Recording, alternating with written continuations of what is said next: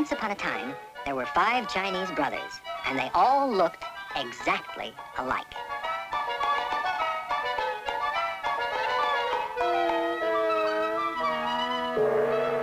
They lived with their mother in a little house not far from the sea.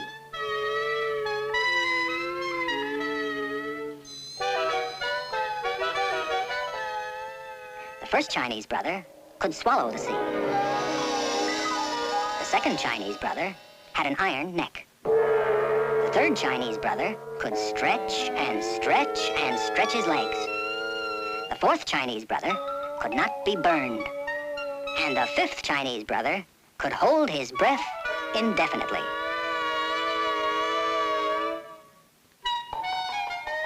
Every morning, the first Chinese brother would go fishing, and whatever the weather, he would come back to the village with beautiful and rare fish which he had caught and could sell at the market for a very good price.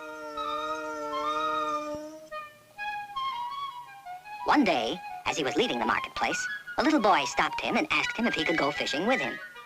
No, it could not be done, said the first Chinese brother. But the little boy begged and begged, and finally the first Chinese brother consented. Under one condition, said he, and that is that you shall obey me promptly. Yes, yes, the little boy promised. Early next morning, the first Chinese brother and the little boy went down to the beach. Remember, said the first Chinese brother, you must obey me promptly. When I make a sign for you to come back, you must come at once. Yes, yes, the little boy promised. Then, the first Chinese brother swallowed the sea.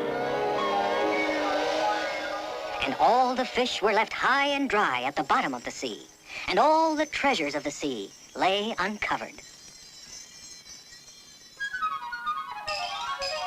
The little boy was delighted. He ran here and there, stuffing his pockets with strange pebbles, extraordinary shells, and fantastic algae. Near the shore, the first Chinese brother gathered some fish while he kept holding the sea in his mouth. Presently, he grew tired. It is very hard to hold the sea. So he made a sign with his hand for the little boy to come back. The little boy saw him, but paid no attention. The first Chinese brother made great movements with his arms, and that meant come back. But did the little boy care? Not a bit, and he ran further away. Then the first Chinese brother felt the sea swelling inside him, and he made desperate gestures to call the little boy back. But the little boy made faces at him and fled as fast as he could. The first Chinese brother held the sea until he thought he was going to burst.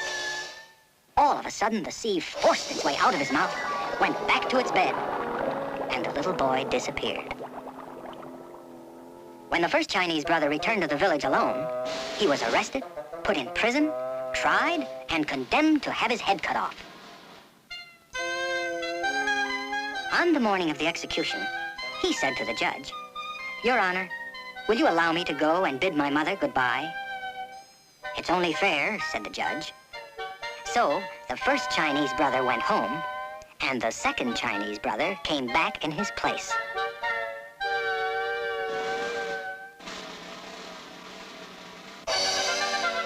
All the people were assembled on the village square to witness the execution. The executioner took his sword and struck a mighty blow. But the second Chinese brother got up and smiled. He was the one with the iron neck, and they simply could not cut his head off. Everybody was angry. They decided that he should be drowned. On the morning of the execution, the second Chinese brother said to the judge, "Your Honor, will you allow me to go and bid my mother goodbye?" "It's only fair," said the judge. So, the second Chinese brother went home, and the third Chinese brother came back in his place.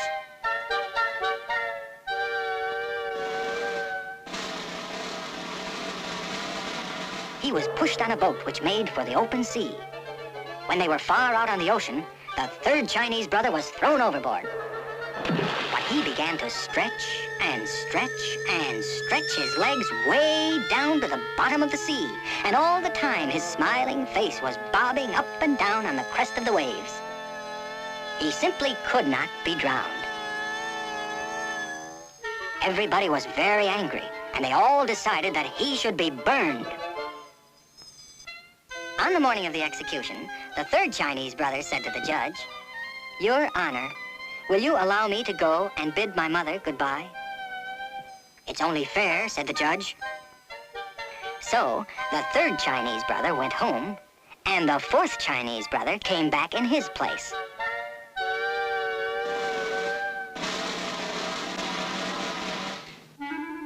He was tied up to a stake. Fire was set to it, and all the people stood around watching it. In the midst of the flames, they heard him say, "This is quite pleasant." "Bring some more wood," the people cried.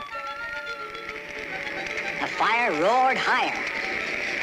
"Now it is quite comfortable," said the fourth Chinese brother, for he was the one who could not be burned. Everybody was getting more and more angry every minute, and they all decided to smother him. On the morning of the execution, the fourth Chinese brother said to the judge, "Your Honor, will you allow me to go and bid my mother goodbye?" "It's only fair," said the judge. So the fourth Chinese brother went home, and the fifth Chinese brother came back in his place.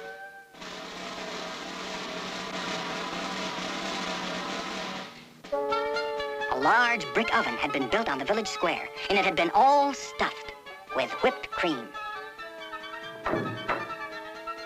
The fifth Chinese brother was shoveled into the oven right in the middle of the cream. The door was shut tight, and everybody sat around and waited.